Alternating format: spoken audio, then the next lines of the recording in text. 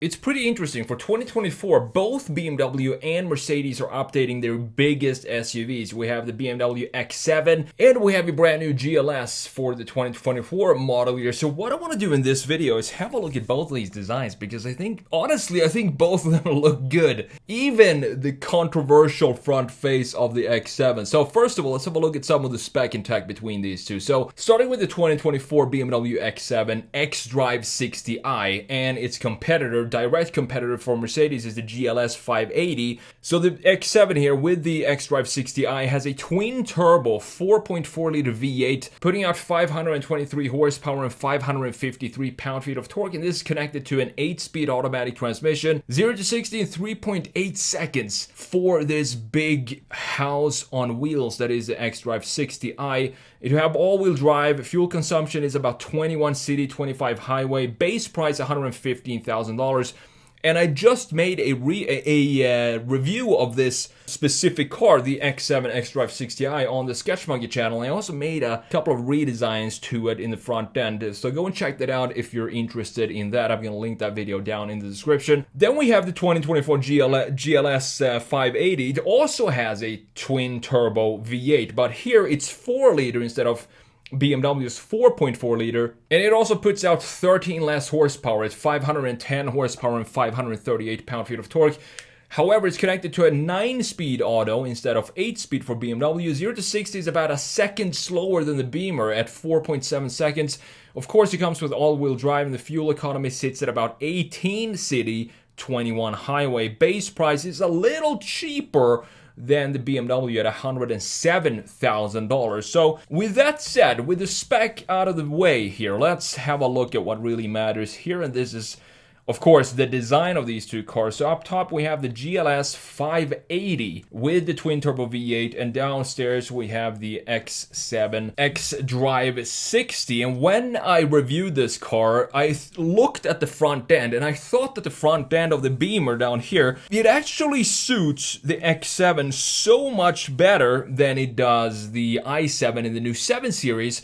I'm not sure why, but first of all, let's have a look at the Mercedes up here. We're going to talk about why it actually suits the front end in just a minute. So the GLS, both of these cars, the X7 and the GLS, they both follow this universal rule of car design, which is the bigger the car in the lineup. So the GLS, the GLE, the GLC, GLB, GLA, GLS being the big brother, the higher up the product sits in this lineup, the more restrained and the more stately you need to design it. And I think both of these do this, and this is a universal rule for car design. Just think about Cadillac, for example, with their SUVs, Escalade being the big stately one. You also have the same in Audi models and Volvos and Genesis, and every single brand follow this rule. So what I like about the front end of the Mercedes is just how vertical this is. It feels like a facade in the front end. Not so sure about these big bars that we have in the grille, but you can have this with different types of grills for the 2024 model year.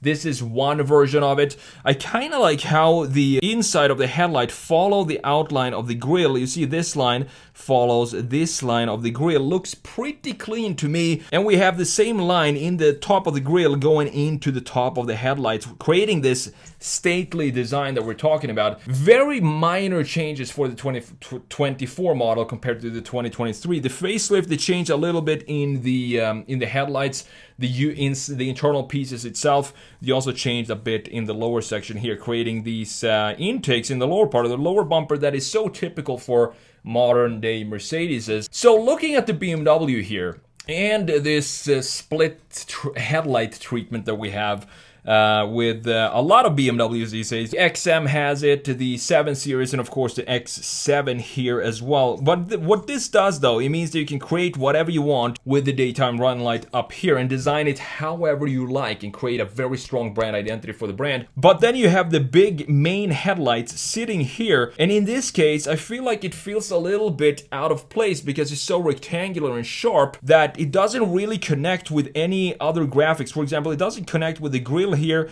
with this angle, and you also have this lower section, which is the one piece that I redesigned in my review video, looking at almost a little bit over stylized specifically for the Big Brother X7. This could be okay on an X3, for example, having all these angles and lines down here, but I don't think it suits an X7. So I redesigned this. I also made a quick redesign to the headlights of the X7 to morph them together, to kind of melt them together and create one single unit. It looks pretty cool in my opinion when you do that. I definitely prefer the shadow line package, which we have right here, creating these black graphics all over the car. We also have a functional air vent right here on the side. Overall, the reason why I think this front end suits the X7 better than the 7 Series is the height of the front end. Same thing with the Mercedes. You have a vertical front end here because it is the Big Brother. You also have a vertical front end in the X7, and these graphics seem to fit this vertical front end better than it does on the 7 Series. I don't know about you. Let me know what you think about this split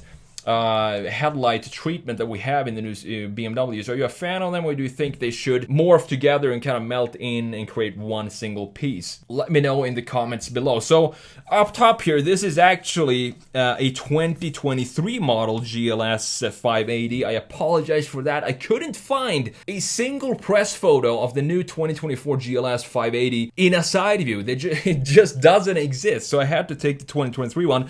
But the good news is, you can barely tell the difference from the 2023 here to the 2024 in a side view because the main changes happens in the front and rear lights. So it looks almost exactly like this, the 2024 version. You can see the stateliness here as well. We have this clear box design, one box here, and then you have the big box being the rest of the car with a very horizontal line for the roof line and very horizontal lines in the shoulder lines and this lower section as well, continuing into the bumper in the rear, looking pretty beautiful. I also like these wheels. I've said this before, I think Mercedes are doing some of the best looking wheels from factory right now, and I think the GLS is no different, even though this is a 2023 model year. So moving down to the Beamer down here, it feels like the designers of BMW had a little bit more fun maybe designing the X7, comparing it to the GLS, because we have some interesting features going on here. One detail that I love on the X7 is this line down here, how it goes up and then creates this vent in the front fender. I think it's a beautiful line, this little piece, and you might think that that's not suitable for the Big Brother X7 to have too much styling in this area, but in this case I don't mind it because it's so chiseled, it's so sharp,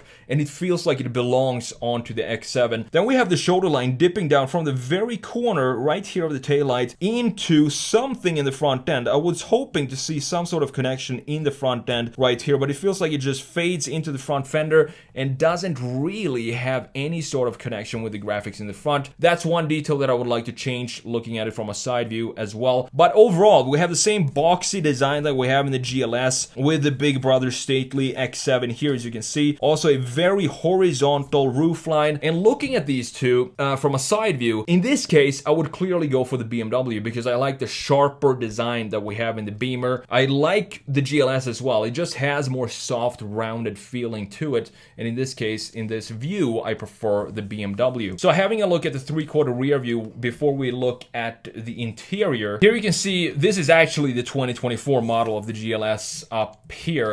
The 580, I actually managed to find one of those. I do think that these wheels might be the exact same ones that we have in the 2023 model year, so you can get the same wheels you had last year for this year's GLS models. The facelift happened right here in the taillights with these new LEDs inside of the in the internal pieces of the taillight. Other than that, the Mercedes looks super clean in the rear. It reminds me a lot of the GLE, which is one of my favorite planted looking SUVs on the market right now. And the reason for it is because this bulges out so much when you look at this from a straight rear view. And on top of that, you almost have a wide body fenders going around here, stretching this even further out, and then you have the wheel sitting flush with this fender. It looks real. Mercedes are able to really plant their SUVs these days, making them look super nice and sporty when you look at it from a specific angle. Down here you can see that we have chrome tailpipes, which is typical Mercedes. Not too aggressive of a diffuser in the middle, which I think suits the GLS. It's the luxury version. It's not supposed to be overly sporty. Other than that, I think it's a beautiful rear end of the Mercedes. Looking at the Beamer here, same thing as in the side view. It's a lot sharper design. We have a lot of horizontal lines. Then we have this chamfer going underneath the taillights and into the bumper. And down here we have quad exhausts. And this sounds really good, the X7, the M60i. It sounds fantastic. And the thing is, this is as close to an X7M you would get. Mercedes still has the top-of-the-line GLS 63 AMG, which totally blows the X7 M60i out of the water when it comes to performance. But when we have a straight competitor to the M60i, that's going to be the 580 up top, and that's why I chose to have that instead of the GLS 63 in this video. You still have the Hofmeister kink intact in the X7, which I like. The taillights looks very stately, very not dynamic, which I think also suits the big brother to not have too much styling and curvature going on in the taillights. You also have this diamond pattern on the side of the taillights, which I think is a really nice touch. In this case, I still think the BMW just looks sharper in this case. The only view that I would prefer, I think, the Mercedes is maybe the front view, but I have to say that this new BMW front face with the split headlights, specifically in the X7, is really growing on me, specifically after I saw it in person. It looks pretty decent. So last but not least, let's have a look at both these interiors, and this is where Mercedes is clearly winning in my opinion, because we still have the same type of integrations here. You can see we have dual screens and a curved display that takes up the majority of the space on the dash. But in Mercedes' case, at least you have some sort of framing to this big display, and it looks like it is part of the overall interior, where in BMW, it's very sharp. Look at these corners here, very sharp and sterile corners. I would at least like to have a bit of radius in these corners, like we have in the Mercedes up here. See these radiuses here?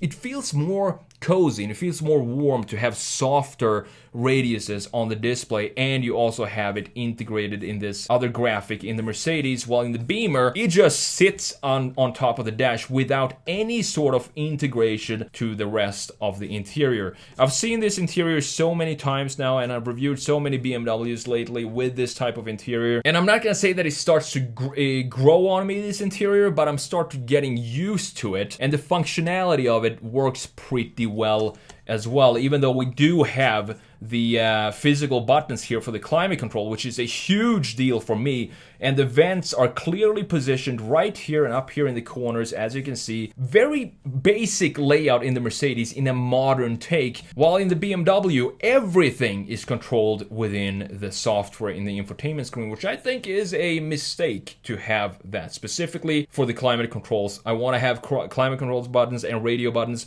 audio buttons physical underneath the screen, but unfortunately BMW decided to go with the iDrive 8 system, I think this is, and implement everything into the software. Down here, this is not any sort of buttons, these are just the vent controls. You can't see the vent slots, so you have no idea where the air is actually coming out from. You have to just angle this until you figure it out and feel where the air is coming out from. Down here, you do have one dial or knob, and that is for the volume for the radio. That's the only knob that you have in the interior in the BMW. However, I do love the steering wheel of the BMW. I also like this carbon fiber texture that we have in the M60i and in the center console here as well. This section is also pretty good because you have all the main buttons right here in this strip. The drive setting buttons and the exhaust buttons and so on. So I think overall it works pretty well, but it's harder to get simple changes like the climate control. It's harder to get that right quickly in the BMW compared to the Mercedes. So in this case, I would have to choose for this interior that we have in the GLS. Overall, which one of these would I buy? They're pretty much the same type of power, very similar in pricing as well. So if I were to buy one today, I'm actually gonna go with the BMW just because I think it the exterior design, it looks unique, and it still looks very weird in the front end. But for some reason, as I said, the front end of this split headlight BMW, it works a lot better on the X7.